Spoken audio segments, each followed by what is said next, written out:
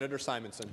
Well, thank you, Mr. President, and thank you, Senator Curran, for that. I think we agree then what the primary purpose of the SCR actually is. But I think, Senator Bach laid out a hypothetical situation, and I want to expand on that a little bit because I think it's an important component of what you're trying to do here with this amendment, or with the underlying bill, actually. But envision a scenario where we are in the odd year, such as we are now, and we leave here hopefully around May 20th, and we go into the interim. And let's say, one of our employee bargaining units reaches a tentative agreement in July, and their members ratify that agreement. And MMB reaches out to the SCR and shares that information with the SCR chair about the ratification of the agreement, what the details are, what the cost implications are, what the fiscal impact to the agency is, and the chair of the SCR lost it. There it is.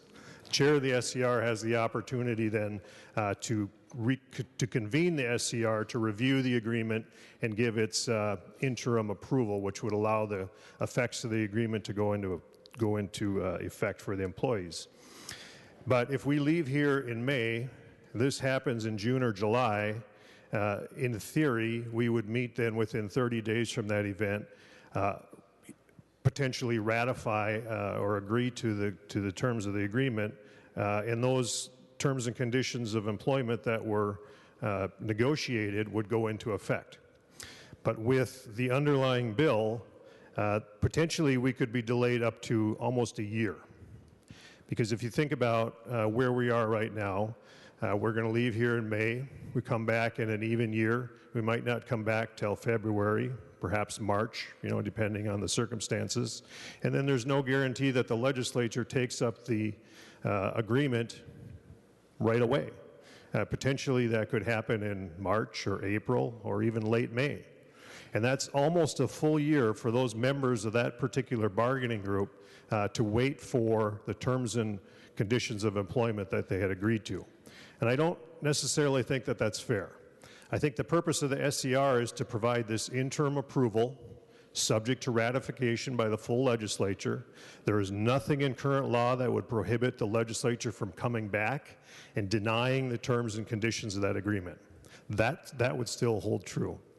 But I think, members, at the end of the day, what's most important here is that we have somewhere in the neighborhood of 50,000 public employees that are subject to negotiations. And that's how they negotiate their benefits. That's how they negotiate their pay. And some of these employees are at the lowest level of possible pay that you can imagine.